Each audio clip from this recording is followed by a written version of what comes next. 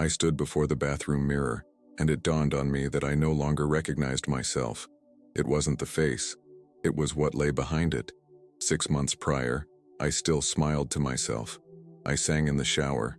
I'd call my sister simply to hear her voice. Now, I measured every word, every movement, every breath. Karim had taught me this. He never yelled, never raised a hand. That would have been easier to name, but he did something worse. He eroded, slowly, with surgical precision. First in the friends. They don't respect you, Zara. I saw how they looked at me. They're jealous of what we have. Then my clothes. That dress is lovely, but don't you think it attracts too much attention? You know how men are. Then, my voice. Love, you're being overly sensitive. I just said, and I would stop. Always stop. Because he would smile. Because he would hold my hand. Because he would say he loved me in a way that seemed genuine. But love shouldn't hurt like this. I glanced at the clock on the wall. 7:15 a.m. My sister was still asleep in the next room. She'd been awake all night, consumed by anxiety. I held her hand until she finally closed her eyes at 5 in the morning. 2 hours of sleep. I was accustomed to it. I picked up my phone. 3 messages from Karim. Good morning, my love. I need to see you. Now, my stomach clenched. Today was the meeting. The most important meeting of the quarter. International investors. Members of the Al Maktoum family. I'd spent weeks meticulously organizing every detail. But Karim didn't ask. He commanded. I put on my beige blazer. The same one as always. Discreet. Invisible. Just the way he preferred it. I pulled my hair into a tight bun. Put on the small pearl earrings. The only ones left after he said the others were too flashy. Before leaving, I slipped into my sister's room. Nadia lay on her side, her face still etched with the tension of the night. She was only 19, but seemed to carry the weight of an entire lifetime. I left a note on the bedside table. I'll be back tonight. Love you. Z. I closed the door softly. Karim was on the corner of the building, leaning against the car, arms crossed, jaw clenched. As I approached, he didn't smile. Where were you last night? His voice was low, dangerously calm. At the hospital. With Nadia. I sent you a message. You took 3 hours to reply. My heart pounded. Karim. She was having a panic attack. I needed to be with her. You always need something. He took a step forward. Less from me. I didn't know what to say. Any word would be wrong. He moved closer. Held my chin. Gently. Almost kindly. Your sister is only doing well because I allow it, Zara. My blood ran cold. What? You think it's easy to support a girl who doesn't work? Who's always having attacks? He smiled. A smile devoid of warmth. If you leave. If you try to leave me, I'll make sure the world knows who you really are. I took a step back. My entire body froze. He grabbed my wrist. Not hard, but firmly. I love you, Zara, but you need to stop testing me. He released my hand, got into the car, and drove away. I stood there, still, breathing slowly, trying not to break. I looked at my watch. 7:51. 9 minutes. I had 9 minutes to get there. I ran. Not in a hurry. In flight. The corporate council building was imposing. Mirrored glass, tight security, impeccable silence.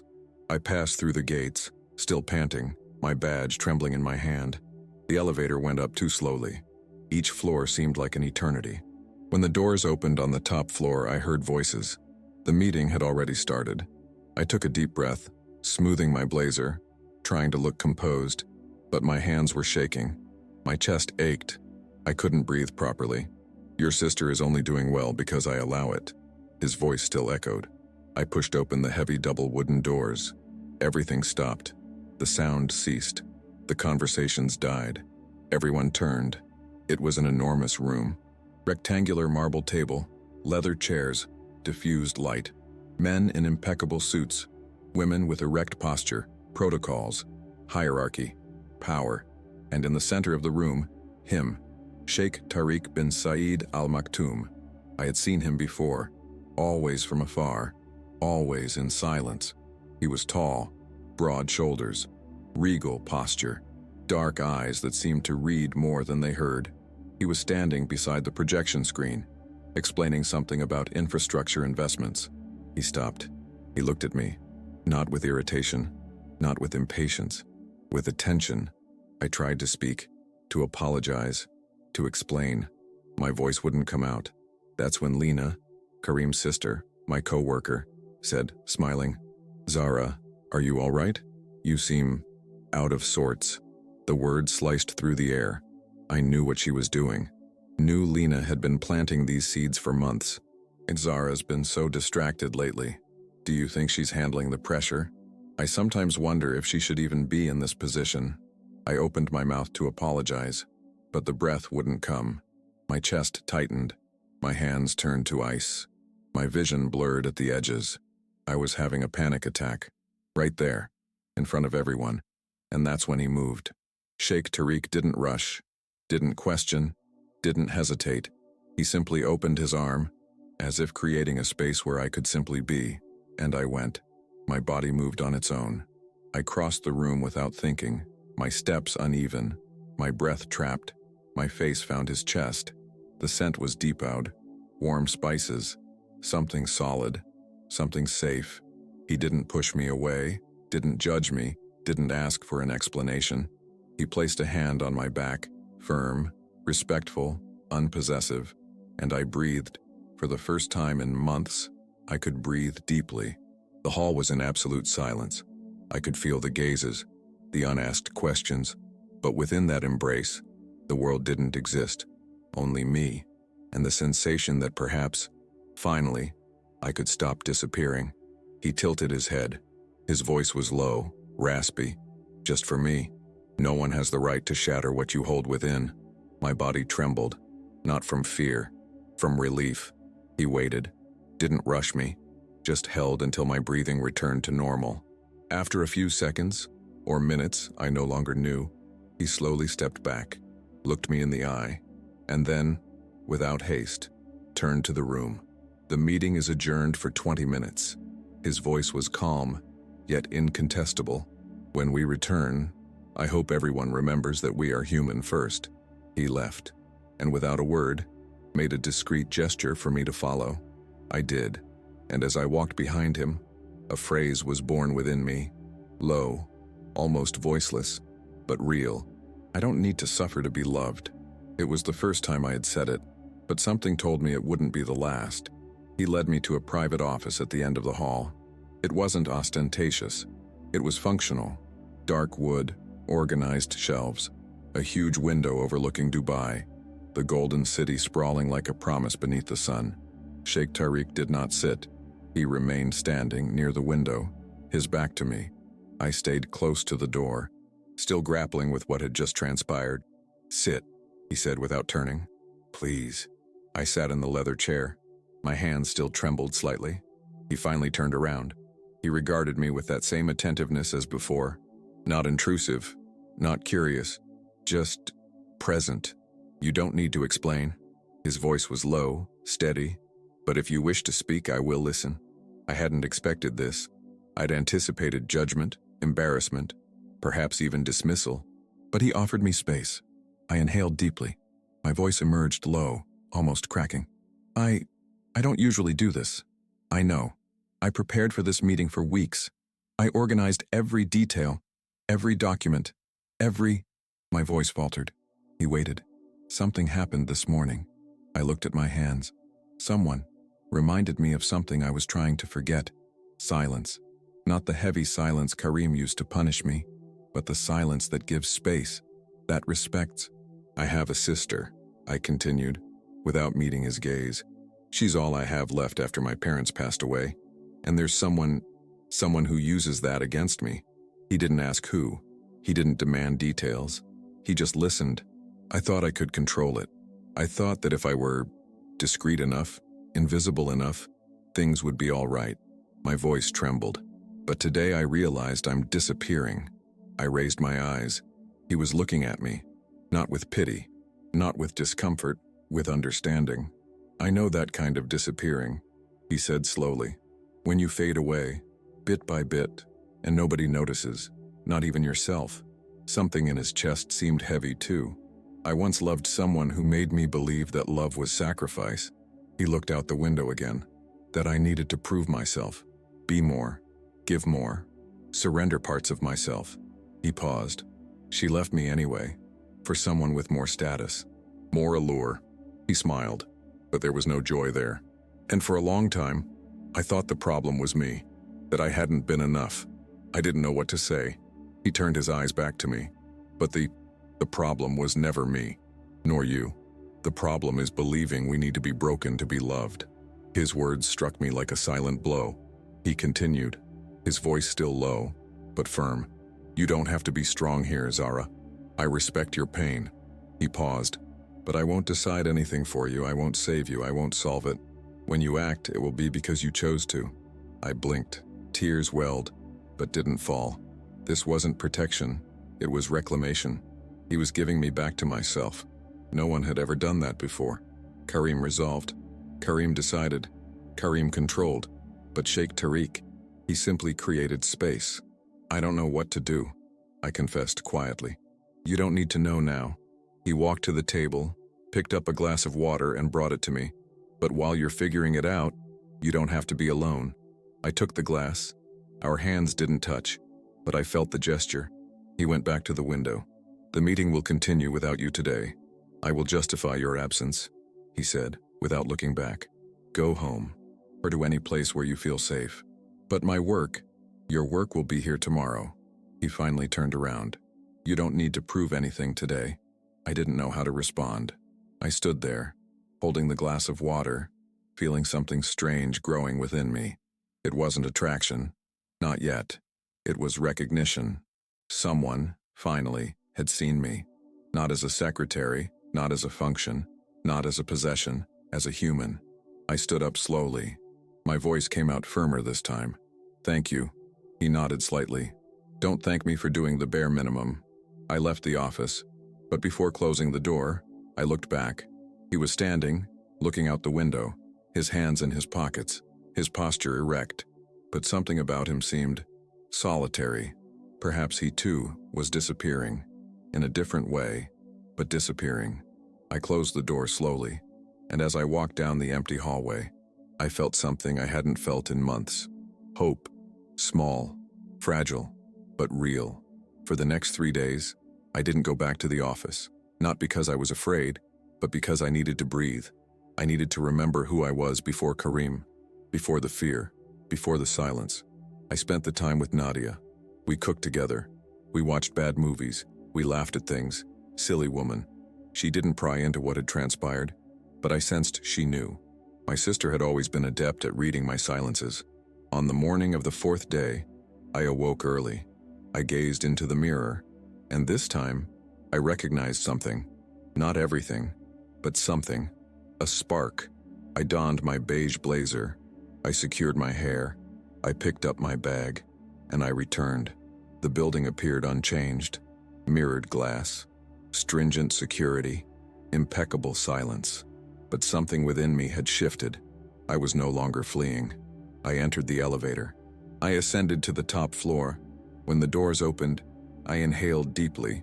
Lena was at the reception desk, conversing with another colleague. Upon seeing me, she smiled. That saccharine smile she wielded as a weapon. Good morning, Zara. So glad you're back. We were worried. Worried. Of course. I offered a slight nod and proceeded. I offered no explanation. I made no justifications. I simply continued. My desk was as I had left it. Documents organized. Pen aligned. Everything in its place. But there was something new. A white envelope. No name. No return address. I opened it slowly. Inside, a simple card. Cream-colored paper. Handwritten script. Elegant and firm. You don't have to bear everything alone. If you require space, my door is open. No obligation, no judgment. Tariq. My heart quickened. Not from nervousness, from something I couldn't yet name. I tucked the card into my drawer. And for the first time in months, I smiled to myself. The days began to take on a new rhythm. I worked. I orchestrated meetings. I translated documents. I performed my duties with my usual precision.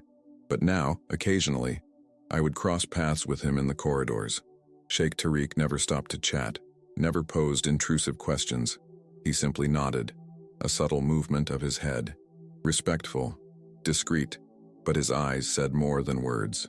He saw me, and that was enough. A week later, I was in the archives room, searching for old contracts for an audit. The room was small, windowless, filled with towering shelves that reached the ceiling. I heard footsteps. I turned. It was him. "Forgive me, I didn't realize anyone was in here." His voice was low, calm, unhurried. "No problem. I was just looking for some documents." He nodded, but he didn't leave. He remained there, standing, surveying the shelves, as if he too were searching for something. The silence between us wasn't uncomfortable. It was full, dense, laden with unspoken things. After a few seconds, he spoke. "Are you all right?" The question was simple, but the way he asked it did not. It wasn't protocol. It wasn't etiquette. It was genuine. "I am better." He nodded slowly. "I'm glad." And then he took a file from the top shelf, turned to leave. But before he reached the door, he paused. "Zara, yes, you owe nothing to anyone. Not an explanation, not a justification. Remember that." He left before I could respond. I stood there, alone among the shelves, holding a contract that I didn't even remember why I was looking for. My chest was warm. It wasn't passion, not yet. It was respect. It was recognition. It was the strange sensation of being treated as an equal by someone who didn't need to. In the following weeks, we began to exchange words. Small, brief, but significant. He would pass by my desk in the morning. "Good morning, Zara." "Good morning, Sheikh Tariq." Or in the elevator, when we were alone for a few stolen seconds. "How is your sister?" "Better. Thank you for asking." He always asked about Nadia, never about Karim, as if he knew that name still hurt too much to be uttered aloud. One day, he brought a book. He left it on my desk, without saying anything. Just a yellow post-it note glued to the cover. "Thought you might like it." No pressure. It was a book of Arabic poetry, old translations, verses about resistance, about rebirth, about women who rebuilt kingdoms from ashes. I read every word that night. I underlined passages. I cried in a few, and for the first time I felt like someone understood. The next day, I left a note on his desk. "Thank you. I needed these words." When I returned from lunch, there was a reply. "Then they were already yours." I only delivered them. I smiled, and kept the note along with the card. 3 weeks had passed since that day in the meeting. Karim had called, several times, sent messages, demanding explanations, threatening, imploring, manipulating. I didn't answer, and with each passing day of silence, I felt something grow within me. Courage, small, fragile, but real. It was on a Thursday afternoon that everything changed again. I was finishing a complex report when Sheikh Tariq appeared at my desk. He rarely came to me. He always kept his distance. "Respect, Zara. Do you have a few minutes?" Of course. He led me to the building's terrace, a place I didn't even know existed. Hanging garden, exotic plants, complete view of Dubai, the sun beginning to set, painting everything in gold and orange. "Needed air," he said, standing near the parapet. "And I thought you did too." I stood beside him, not too close, respecting the space, but close enough to feel his presence. The wind was a gentle caress. A few strands of hair escaped from my bun. I made no attempt to restrain them. He gazed out at the city, sprawling endlessly before us. Sometimes, I forget to breathe, to escape my own mind, to remember that there are things beyond meetings and numbers. I know the feeling. He turned to face me. For the first time, I saw weariness in his eyes. Not physical, emotional, profound. "You carry a heavy burden, Zara, but you don't have to bear it alone." I looked at him, truly looked, not as a boss, not as a sheikh, as a man, and I realized he was carrying a burden as well. Power, responsibility, familial expectations, loneliness disguised as leadership. We were both invisible, in different ways, but invisible nonetheless. "You carry one too," I said softly. He smiled, a small smile. Sad, genuine, yes. But I've learned to pretend I don't. It's what's expected of me. You don't have to pretend with me. The words escaped before I could think, before I could measure, before I could be afraid. He looked at me, and in that moment, something shifted. It wasn't touch, it wasn't declaration, it wasn't promise, it was mutual recognition. Two human beings seeing each other, completely, without masks, without roles, without hierarchy. Just two weary hearts that had finally found someone who understood. We stood there for a few more minutes, in silence, just watching the sunset paint the city in impossible hues. We didn't need to speak. Words would have been too small for what was happening. And when we descended, something had solidified between us. Trust. That night, as I rode home on the subway, I took out my phone. There were 8 messages from Karim. Where are you? Why aren't you answering? Do you think you can ignore me? I'm coming to your house. Your sister will pay for this. You're making a fool of me. I warned you, Zara. This won't end well. My heart raced. But this time it wasn't just fear. It was anger. Pure anger. Clear. Necessary. Righteous.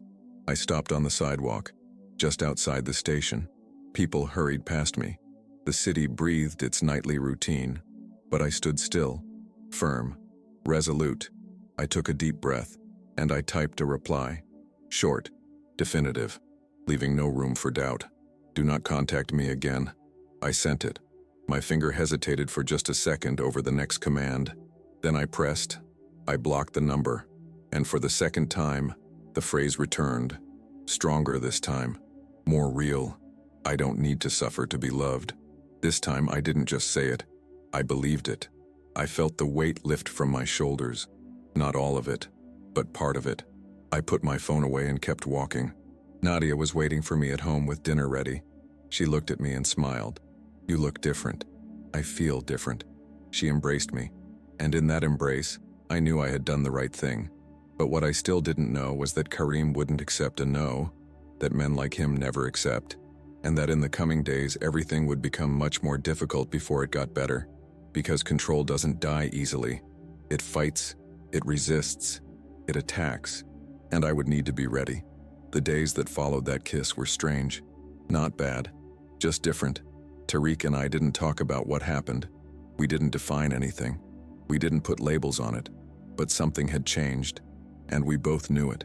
He remained professional in the office. Respectful, discreet, but his eyes sought me out. Small stolen moments.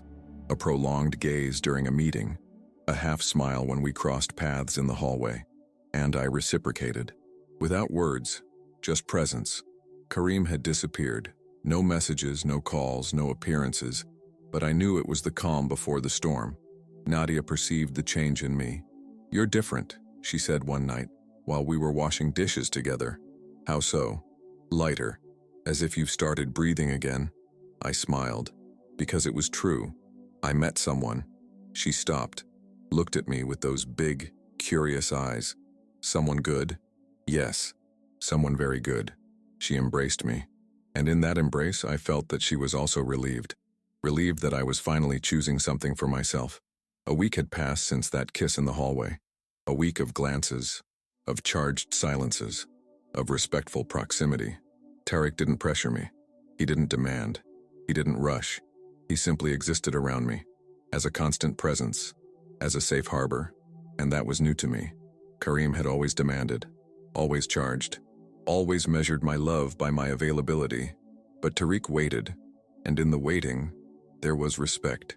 There was something else too, something I was starting to recognize, desire, not the urgent and desperate kind, but the kind that burns slowly, that builds, that grows with each glance, with each near touch, every shared breath. I felt it when he entered a room. My entire body awakened. My skin prickled. My breathing shifted, and I knew he felt the same. I saw it in the way he paused when passing near me, in the way his eyes quickly descended to my lips before returning to my eyes, in the way he held his breath when our fingers accidentally brushed. The tension between us was almost physical, palpable, electric. It was on a Wednesday afternoon that he called me, not for the office, for somewhere else. Do you trust me? The question came by message. Simple, direct. Yes. Then meet me in the parking lot at 7. No questions. I was curious all day, anxious, but not afraid. With anticipation, I changed clothes 3 times before leaving. I chose a simple dress, navy blue, nothing flashy, but one that made me feel beautiful. I let my hair down, let it fall over my shoulders. I put on a light perfume, and when I looked in the mirror, I saw something I hadn't seen in a long time. A woman who wanted to be seen, not because she needed to, but because she chose to. At 7 o'clock sharp, I went down. He was leaning against the car, gray dress pants, white shirt with the sleeves folded up to his elbows, no tie, more casual, more human. When he saw me, something changed in his face. He straightened his posture. His eyes ran over my body, not in an invasive way, but in an appreciative way. Respectful. You're beautiful. The words came out softly, almost reverently. I felt the warmth rise up my neck. Thank you. He opened the car door for me. When I passed him, I smelled his perfume. Out and something clean, masculine. We got in. He drove in silence. Low music on the radio. Smooth jazz. Where are we going? You'll see.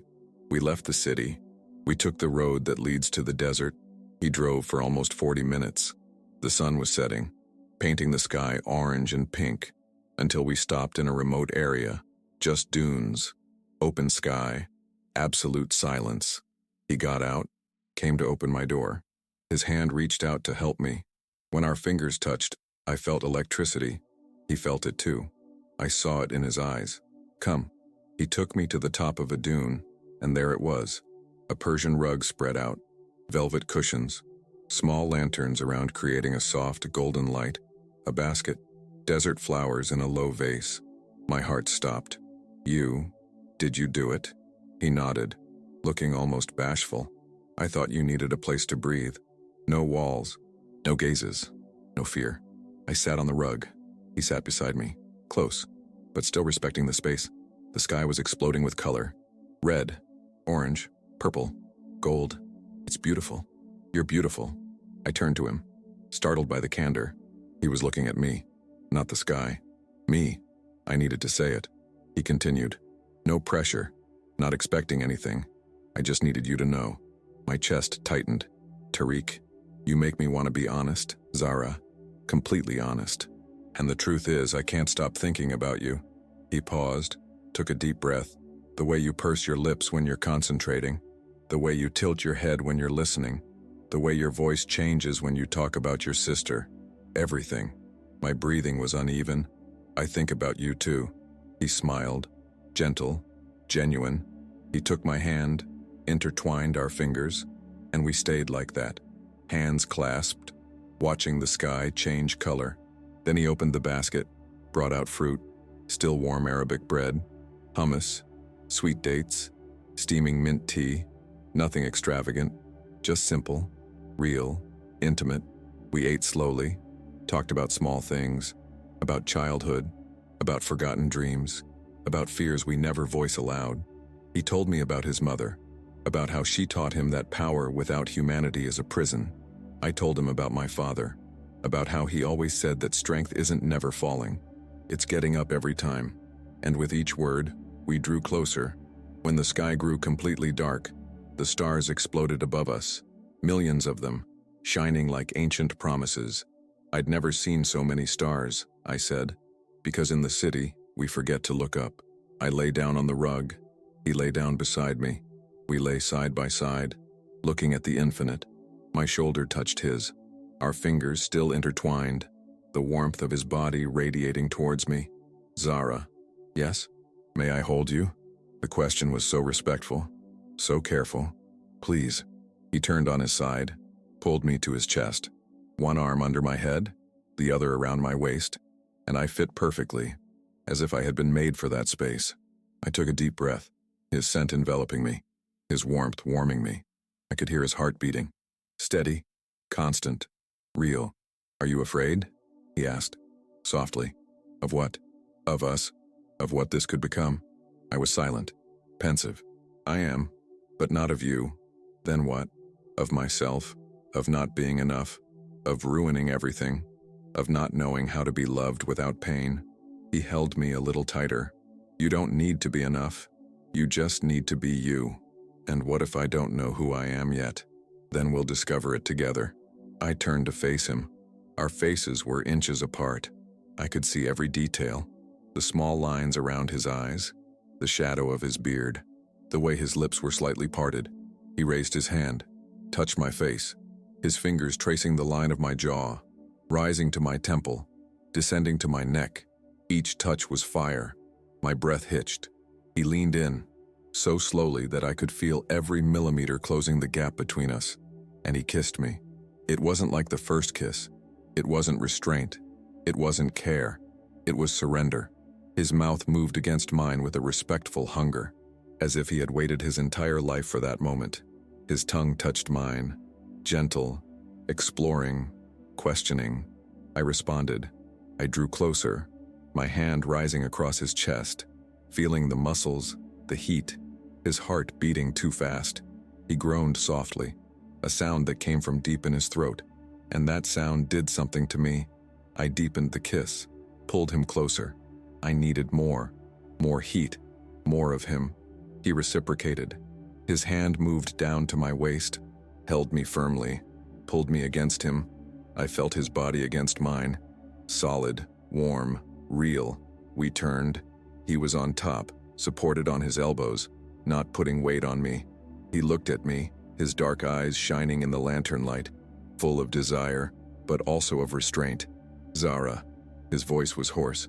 I want you so much, but not like this. Not while you're still finding yourself. I've already found myself. He smiled, kissed my forehead, slowly, then my nose, my cheeks, my neck. Then let me get to know you properly first. Let me do things right. You don't need to be perfect. I know, but you deserve me to try.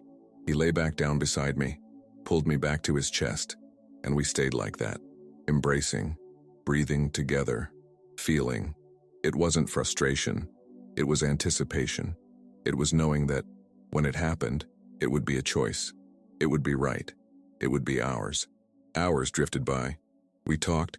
We laughed. We kissed some more. Slowly. Exploring. He kissed like he wanted to memorize. Every touch was intentional. Every pause. Respectful. And I felt seen. Desired. But not used. It was completely different. Around midnight, he whispered, "We need to go back." "Not yet." He laughed, low, and the sound vibrated in his chest. "I don't want to either, but your sister will worry." "You're right," but neither of us moved. We stayed 5 more minutes, then 10, until finally, reluctantly, we got up. He packed everything away with care, folded the rug, extinguished the lanterns, and we walked down the dune hand in hand. On the drive back, he drove slower, as if he wanted to prolong the moment. My head rested against the headrest, looking at him. The streetlights passed over his face, creating shadows, highlighting every angle. He was beautiful, but more than that, he was good, and I was falling in love. The realization came clear, without fear, without doubt. I was falling in love with Sheikh Tariq bin Saeed Al Maktoum, not for the power, not for the status, not for the protection, but for the man, for the way he saw me, for the way he waited, for the way he respected my pain without trying to fix it. When we arrived at my building, he turned off the engine. He looked at me, in silence. "What?" I asked, smiling, just storing this moment. "Why?" "Because it was perfect, and I want to remember. It was for me, too." He leaned in, kissed me once more, gentle, prolonged. When we parted, he rested his forehead against mine. "I don't want to rush you. I don't want you to feel like you need to reciprocate anything, but I need you to know." "Know what?" "That I've already decided. That you're worth every risk, every complication, every judgment, every battle."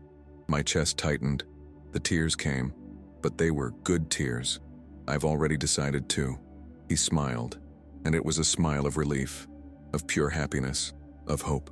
"Then we'll figure out what this is together, without haste, in due time, in our time, in our time." He walked me to the building entrance, held my hand until the last second. "Sleep well. Zara. You too, Tariq. He waited until I went inside. Only then did he leave. I floated up to the apartment. Nadia was awake, waiting for me in the living room. She looked at me and laughed. You're glowing.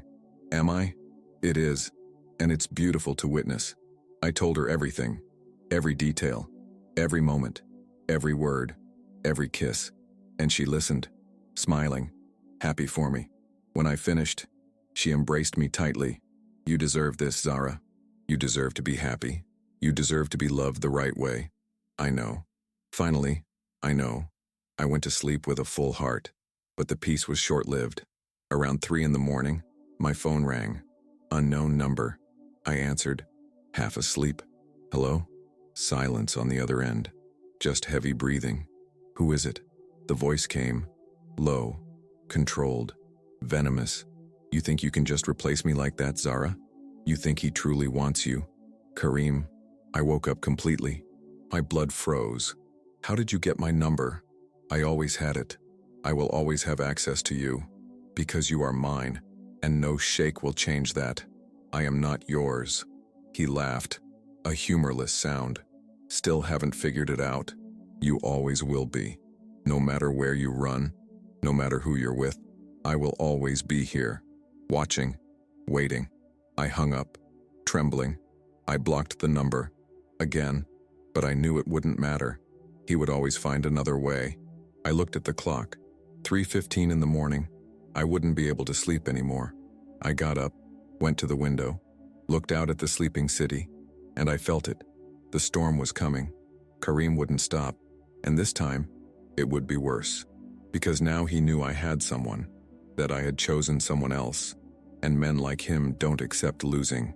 But for the first time, I wasn't alone, and that changed everything. The next morning, I arrived at the office early. Puffy eyes, little sleep, but determined. I needed to tell Tariq about the call, but when I entered, the atmosphere was different. Too many people, too much movement, too much tension. Lena passed me in the hallway, smiled, that venomous smile. Good morning, Zara. Interesting day ahead, don't you think? I didn't answer, just went to my desk. There was an envelope, sealed, with my name on it. I opened it. It was a summons for a meeting with the Human Resources Department at 10 a.m. Subject, investigation of professional conduct. My stomach churned. This was Kareem. It had to be. I looked around, looking for Tariq. He wasn't there. I sent a message. I need to speak with you, it's urgent. The response came almost immediately. I also need to speak with you. I'm in my office. I went there, knocked on the door. Come in. When I entered, he was sitting behind the desk, not in his usual relaxed posture, but rigid, tense. There was another person in the room, an older man, dark suit, serious expression. Zara, this is Rashid Al-Mubarak, the family's lawyer. My heart sank. Please, sit down, Tariq said. I sat. My hands were trembling. The lawyer spoke first. Madam Al-Khalidi, a formal complaint has been registered against Sheikh Tariq, accusing him of abuse of power and workplace harassment. My breath hitched. What? The complaint cites you specifically.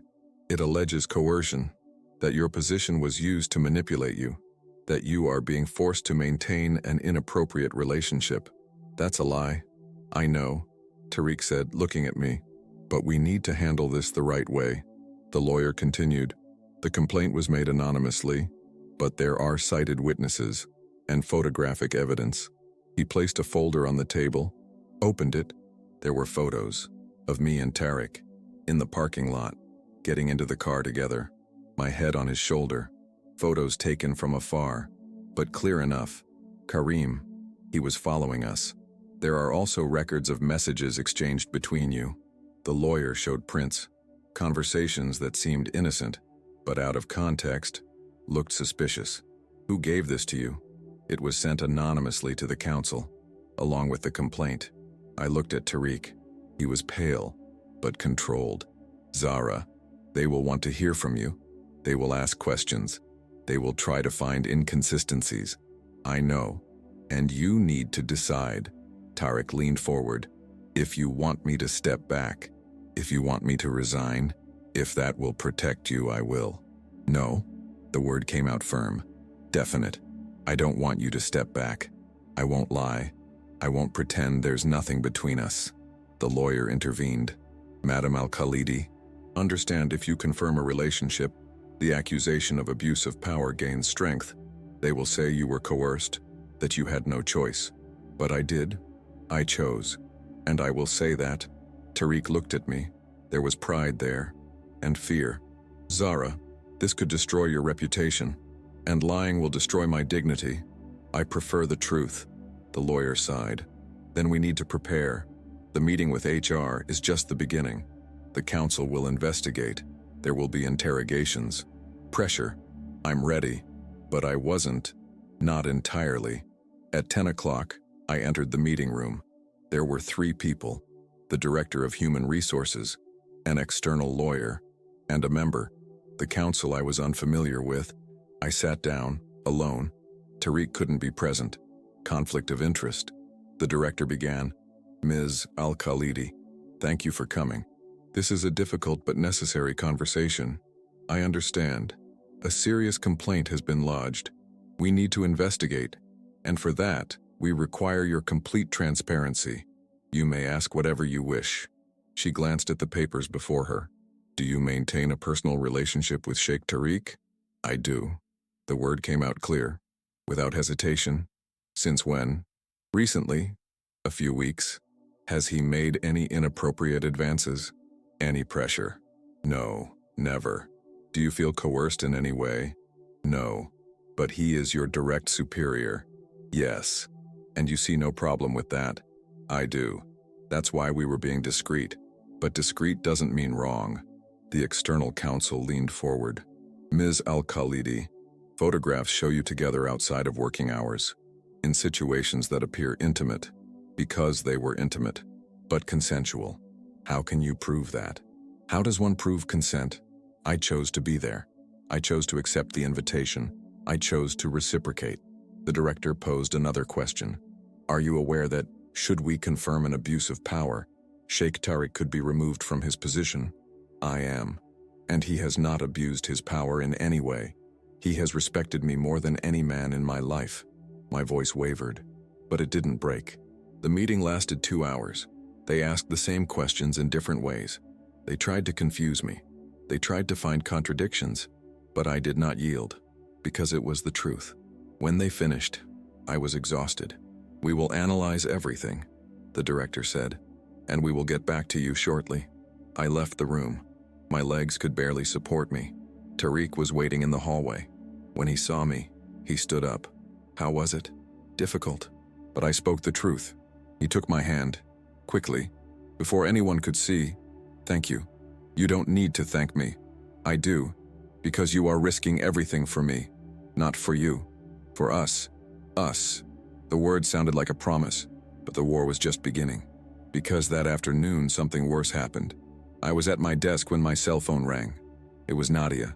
She was crying. Zara, there's someone here. At the door. He's knocking, saying he needs to speak with you. Who? He said, it's Karim. My blood froze. Lock the door. Don't open it. I'm on my way. Zara, I'm scared. I know, but don't open it. Promise me. I promise. I hung up, grabbed my bag, ran. Tariq saw me passing. Zara, what happened? Karim is at my house. My sister is alone. He didn't hesitate. I'm going with you. You don't need to. I'm not asking permission. We went down together. He drove. Fast, but safely. When we arrived, Karim was still there, pounding on the door, shouting, Zara, I know you're in there. Open this door. I got out of the car. Tariq came up behind me. When Karim saw me, he stopped. Then he looked at Tariq and smiled. Well, well, the knight in shining armor. Get out of here, Karim. Or what? He took a step towards me. You going to kick me out? Call the police? Tell them how you stole a committed woman? I was never yours, you were. Until he showed up. Tariq stepped between us. You have 5 seconds to leave, or I'm calling security. Karim laughed. Security? I am security, Sheikh. I know things. About you. About her. About this little romantic charade you're putting on. He moved closer. You think the council will believe her? A common secretary? Against me? Against my family? Tariq didn't flinch. The council will believe the truth. And the law? Law? Karim spat the word. The law is on my side. I have proof. I have witnesses. I have everything. He looked at me. And you, Zara, you're going to lose everything. Your job, your reputation, and him. Because men like him don't stick around when things get tough. You're wrong. Tariq spoke, his voice low, but firm. I'm not going anywhere, and you are leaving. Now. Karim looked at him, then at me. This isn't over. He left, but not before kicking the car as he passed. When he was gone, my legs gave out. Tariq caught me. I took a deep breath, trying not to cry. The apartment door opened. Nadia appeared, pale, trembling. I ran to her, hugged her tightly. It's okay. He's gone. But for how long? She was right, because Karim wouldn't stop. And this time, he had ammunition, photos, witnesses, accusations, and worse, he had anger, the rage of a man who'd lost control, and that was dangerous.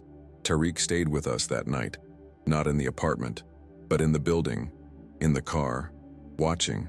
He sent discreet security to ensure, and for the first time, I felt real fear, not for myself, for Nadia, for Tariq, for everything that could be destroyed. I lay in bed, staring at the ceiling, and the phrase returned, but this time, with doubt. I don't need to suffer to be loved. But what if love also brought suffering? What if choosing Tariq meant losing everything? I closed my eyes, and for the first time in weeks I was certain of nothing, only fear, and the feeling that the storm was about to engulf everything. The next 3 days were a blur of dread and uncertainty. The board convened more meetings, more questions, more investigations. Karim had filed a formal complaint, not just against Tariq, against me, too. He claimed I was complicit, that I had seduced a powerful man to gain advantages, that I manipulated the situation. The words were venom, and they were spreading. Colleagues looked at me differently, some with pity, others with judgment. Lena was spreading rumors through the hallways, always smiling, always polite, but destroying my reputation word by word. Tariq was being pressured by the board. They suggested he take a temporary leave, to let things cool down. He refused, but I saw the weight, in the lines around his eyes, in the tension of his shoulders, in the way he fell silent for long moments. I was destroying him, and it was killing me inside. It was on a Thursday night that I made my decision. I was in the apartment, alone. Nadia had gone out with a friend. I had insisted. She needed to breathe. I looked in the mirror, and I saw the truth. I loved Tariq, deeply, completely, but love shouldn't cost everything. It shouldn't destroy careers, reputations, families. I picked up my phone, typed a message. We need to talk. Tomorrow. Please. The reply came swiftly. My office, 8 in the morning. Until then, I didn't sleep that night. I just rehearsed the words, the reasons, the farewell, because that was what I was going to do. Walk away, end it, set him free. It was the right thing for him, even if it destroyed me inside. I arrived at the office at 7:45. The building was almost empty, silent. I went up to the top floor, walked down the corridor, each step heavier than the last. I knocked on the door. Come in. I opened it. He was standing by the window, his back to me, his hands in his pockets. When he heard me enter, he turned, and I saw it. He already knew. He knew what I was going to say. Zara. My name on his lips sounded like a plea. I can't do this anymore. The words came out, fast, before I lost my nerve. He stood there, just looking at me. You're destroying me. I continued.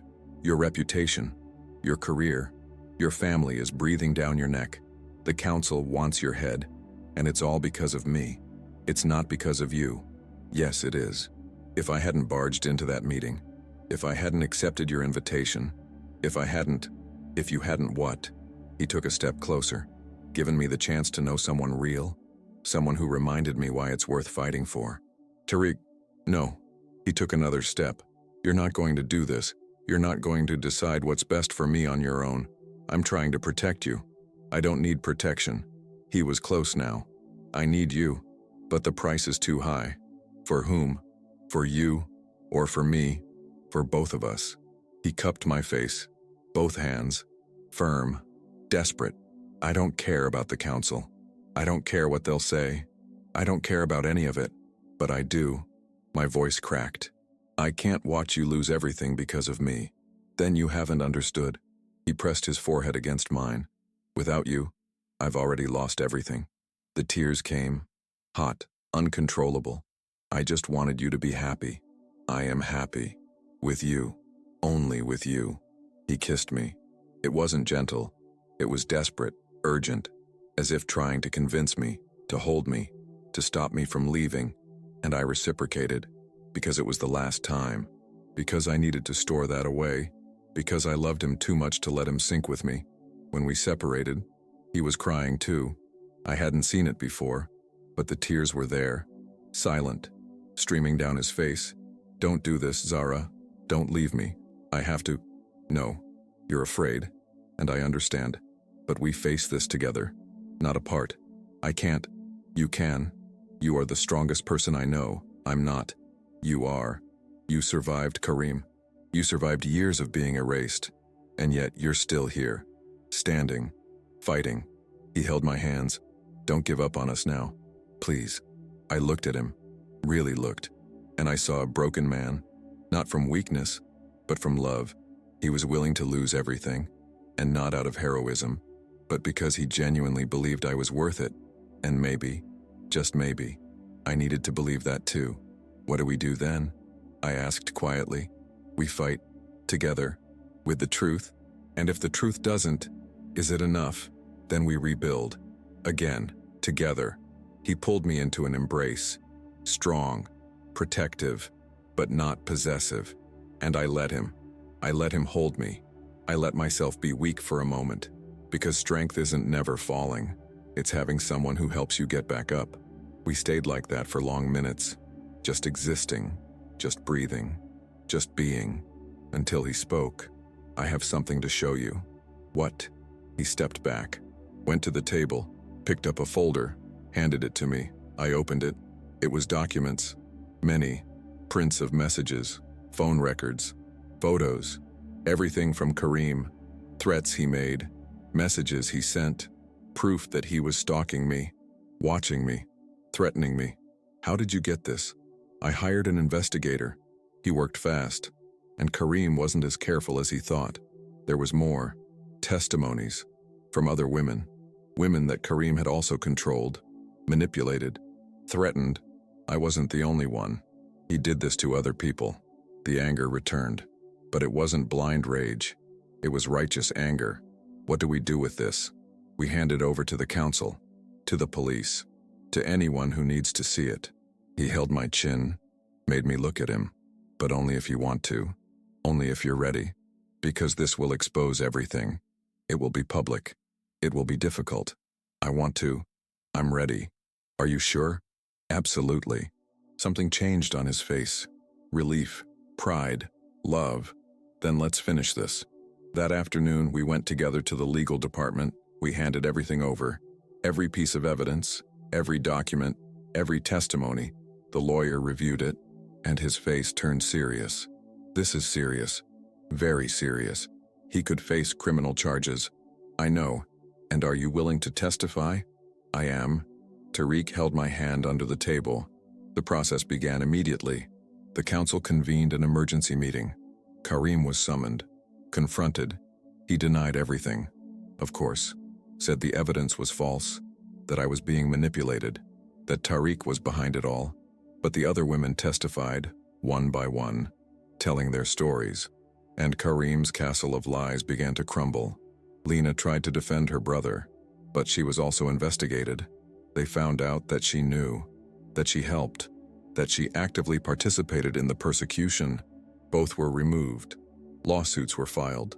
Protective measures issued. And for the first time in months, I breathed. But it wasn't complete relief, because the battle had left its mark. The council was still questioning my relationship with Tariq. Still, there were doubts, suspicions. It was at a final meeting that everything was decided. We were all there. Myself, Tariq, the council, lawyers. The chairman of the council spoke. It is clear that there was no coercion, that the relationship was consensual, but there is still the matter of hierarchy, of professional ethics. I understand, Tariq said. Therefore, we suggest a transfer. Ms. Al-Khalidi would be reassigned to another department, without loss of salary or position, only a change of direct reporting line.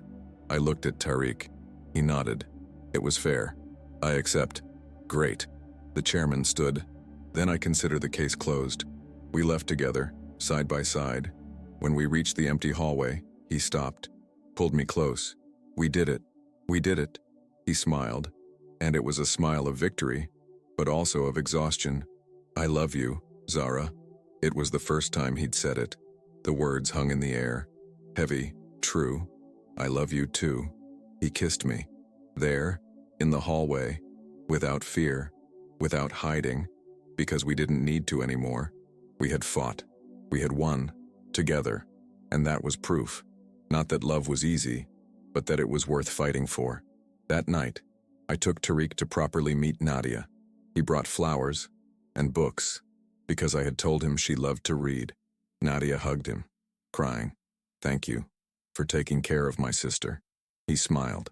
"She takes care of me too." We had dinner together. We laughed, we talked, we planned, and for the first time, I felt like I had a family again, not by blood, but by choice. When he left late at night, he held my hands at the door. "We're going to be okay. I know, and we'll do it the right way, slowly, without rushing. Our way, our way." He kissed my forehead, a long kiss, and he left. But he wasn't leaving. He was just going home, knowing that I was also safe in mine, because love is not control. It is not possession. It is not fear. It is choice. It is struggle. It is partnership. And we had proven it, against everything, against everyone, and we had won, together. 3 months had passed since that day. 3 months of reconstruction, of healing, of starting over. Karim was convicted, permanent restraining order, criminal proceedings underway. He could no longer approach me, Nadia, any of the women he had hurt. Lena was fired, lost her credibility. The fake smile didn't save her this time. And I moved departments, new team, new challenges, same salary, equal dignity, but free. Tariq and I continued, slowly, as we promised, discreet dinners, lengthy conversations, comfortable silences. He learned my complete story. I learned his, and we fell more in love, not because of the drama, but because of the peace, because of the way he held my hand while driving, because of the way I read to him at night, because of the way we built something real, something of our own. Nadia started smiling again. She began therapy. She went back to school. She made new friends. And one night, she said something to me that stuck with me. "You taught me that we can start over, that pain is not destiny." I cried, because it was true. For her, for me, it was on a Friday that everything came together. Tariq called me in the morning. "Are you free tonight?" "That depends." "For what?" "Surprise." "Surprises again?" He laughed. "You'll like this one, I promise." At 7 in the evening, he picked me up. He didn't say where we were going. He just drove. We left the city. We took the desert road, the same one from months ago. My heart raced. "Are we going back there?" He smiled, but didn't answer. We drove to the same place, the same dune. But this time, it was different. There were more people. Nadia was there, smiling. Some of my friends, colleagues from work, people who supported me. There were lights, lanterns hanging from wooden structures, rugs spread out, cushions, desert flowers in low vases, and in the center, a table set for dinner. "What is this?" He took my hand. "A celebration. Of what?" "Of you, of us, of everything we've built." Tariq. Tears came, but they were good ones. He led me to the center. Everyone applauded. Nadia hugged me tightly. "You deserve this. You deserve everything." We sat, we ate, We laughed, we talked, and for the first time in years, maybe in my life, I felt completely free. Free from fear, free from guilt, free from the past. When dinner was over, when people started talking amongst themselves, Tariq pulled me aside. "Come with me." We climbed the dune, to the top, where it all began. The sky was exploding with stars. Like before, as always. He stopped, turned to me. He held my hands. "Zara, I brought you here the first time when you needed space to breathe. I remember. Today, I brought you again, but not because you need space, because you deserve celebration." He took a deep breath. "You taught me that strength isn't never falling. It's to choose to rise, to choose to fight, to choose to love, even when it hurts. Tariq, I don't have a ring, not today, because this isn't a proposal. Not yet." He smiled. "But it's a promise, that I will continue to choose you. Every day, in every battle, in every victory, in every moment. I choose you too. I know, and that's all I need." He pulled me close, kissed me, gentle, deep, true. And there, atop that dune, beneath the stars, I understood. Love is not the absence of pain. It is the choice to face pain together. It is not perfection. It is acceptance. It is not control. It is freedom, and I was free. Finally. Not because someone saved me, but because I saved myself. With help, with support, with love. But in the end, the choice was mine. We walked down hand in hand, returned to the group, to the celebration, to life. And when the night ended, when everyone had left, there were only the two of us, lying on the rug, gazing at the sky. "Are you happy?" he asked. "I am completely. Me too." We were silent, just existing, until I said, softly, almost without a voice, "I don't need to suffer to be loved." It was the third time, the last, and this time, it wasn't hope, it wasn't fear, it was certainty. He squeezed my hand. "No, you don't." I closed my eyes, took a deep breath. The desert held secrets. My mother used to say that. And now, it held mine.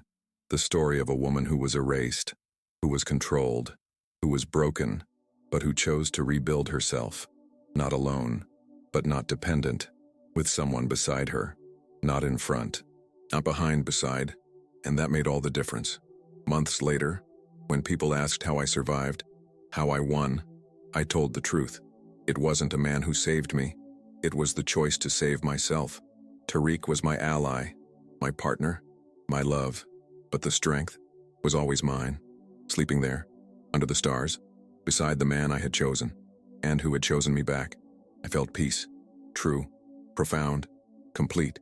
Because finally, after so long, I had come home. Not a place, but a feeling of belonging, of being seen, of being loved, exactly as I was. And that was everything. The storm had passed, and what remained was light, pure, simple, real, mine, utterly mine. And when sleep descended, gentle and serene, I offered no resistance. I awoke to the sunrise, painting the sky in hues of orange and gold. The desert breathed slowly, warmly, alive. Tariq still slept beside me, his face tranquil, his expression serene. I gazed at him for a time, not to ascertain his presence, but to acknowledge the quiet miracle of being able to trust. I rose slowly, walking to the dune's edge. The wind played with my hair. The sand felt almost liquid beneath my feet, and I smiled. For there, in that perfect silence, I realized I was no longer a survivor. I was a woman, alive, a whole woman. When Tariq approached, his arms encircling me from behind, I felt no need to disappear into the embrace. I didn't recoil. I didn't hide. I simply rested my head on his shoulder, without fear, without weight, without obligation. Choice, pure choice.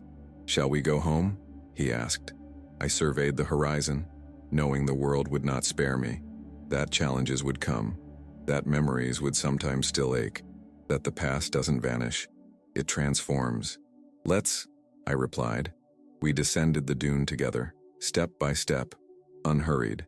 Nadia waved as she saw us, laughing with a friend, her hair in the wind, sunlight illuminating her eyes. She was running towards her life, and I knew she would shine. My friends were packing the last of our belongings, conversing softly, casting the occasional gentle glance in my direction, not with pity but with recognition, with respect. I helped gather some cushions. We folded rugs. We put away lanterns, and the desert returned to what it is, immense, silent, eternal. But within me, something remained alight.